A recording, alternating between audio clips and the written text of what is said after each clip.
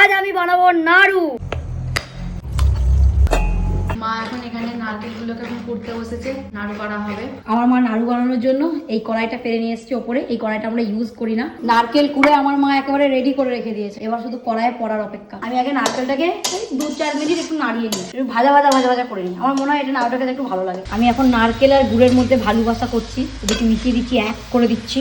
এই যে এখন নারকেল আর গুড়ের মধ্যে খুবই ঝগড়া, তাই ওরা দুজনের রাগে এখন ফুটছে। দিদির মধ্যে অনেক গুণ আছে, ও এইসবও করতে পারে। এটা এখনই জমে ক্ষীর হয়ে গেছে। নারকেল আর গুড়ের মধ্যে ঝগড়া থেমে গেছে, এবার ওদের মধ্যে ভালোবাসা হয়ে গেছে। এবার ওদের মধ্যে সুগন্ধি করার জন্য, সম্পর্কটাকে আরো বেশি ভালোবাসায় একদম সৌরভে ভরার জন্য এলাচ গুঁড়ো। আমরা ঘরে নাড়ুটা এমনি 12 মাসেই করে রাখি, কারণ হঠাৎ করে যদি কেউ চলে আসে না, ঘরে কিছু থাকুক আর না থাকুক, নাড়ু আর জলটা দেওয়া যেতে পারে। সবসময় তো ঘরে মিষ্টি থাকে না, আর মিষ্টি আনতে যাও বাজারে পসিবল হয় না। নাড়ুটা থাকলে কেউ ঘরে এলে খালি মুখে চলে গেলে খুব খারাপ লাগে, কিন্তু দুটো হাতে নাড়ু আর জল খেলে ভালো লাগে। নাড়ু হয়ে গেছে আমাদের রেডি, এবার শুধু পাকানোর অপেক্ষা। গুড় আর নারকেলের মধ্যে ভালোবাসা হয়ে গেছে, এবার ওদের সন্তান নাড়ু আসবে। মা, দিদি আর দাদু 3 জন মিলে এখন বসেছে নাড়ু তৈরি করতে।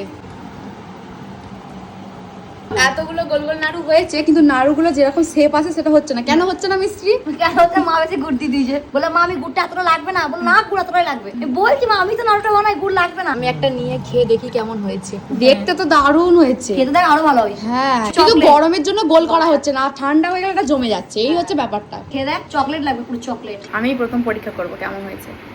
দাদু সব জল দিয়ে তারপরে ভালো জানো? দারুণ খেতে হয়েছে, পুরো ওই চকলেট মনে হচ্ছে। দারুণ খেতে হয়েছে, কিন্তু গোলটা পাকানো যাচ্ছে না কেন? কিন্তু দারুণ খেতে হয়েছে। আমি একটা খেয়ে দেখি, এটা করবো না, দুধ থেকে ছুঁড়ে দেবো। দারুণ খেতে হয়েছে। খুব কড়া। চিন্তা ভাবনা আবার চেঞ্জ করা হয়েছে, মেয়ে হবে না ছেলেই হবে, নাড়ুই হচ্ছে। এতগুলো নাড়ু হয়ে গেছে, কিন্তু একটু গোল গোল হয়নি, একটু খোঁচা খোঁচা হয়েছে, তাই না বল? হ্যাঁ, খেতে ভালো লাগে। দারুণ মা লাগে। ওই খোঁজাগুলো আমার বেশি ভালো লাগে। আমার মা খোঁজা খোঁজাই করতো, গোল একবারে প্লেন গোলটা করতো না। প্লেন গোলটা দিদি করে।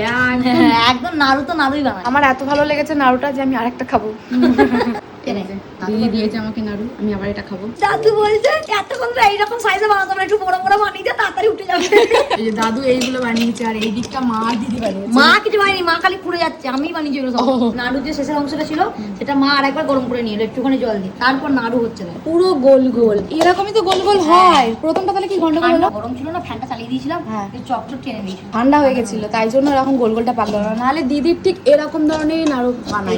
নাড়ু আর যেগুলো আছে আগে হয়েছে সজারু, নাড়ু আর সজারু এরকম ধরনের দিদি নাড়ু বানাই। এরকম হয়ে গেছে, ঠিক আছে কোনো ব্যাপার না। দাদু বলেছে এটা সজারু নাড়ু। নাড়ু হয়ে গেছে রেডি, এবার এটাকে একটু ঠান্ডা করে ডিব্বায় ভরে ফ্রিজে রাখবো, দিয়ে খাবো। নাড়ুগুলোকে এবার মা ডিব্বার ভেতর ভরছে। এই যে ডিব্বা ভর্তি নাড়ু। এবার খালি মুড়ি খাওয়ার সময় একটা করে নেবো আর খাবো। তো চলো, টাটা।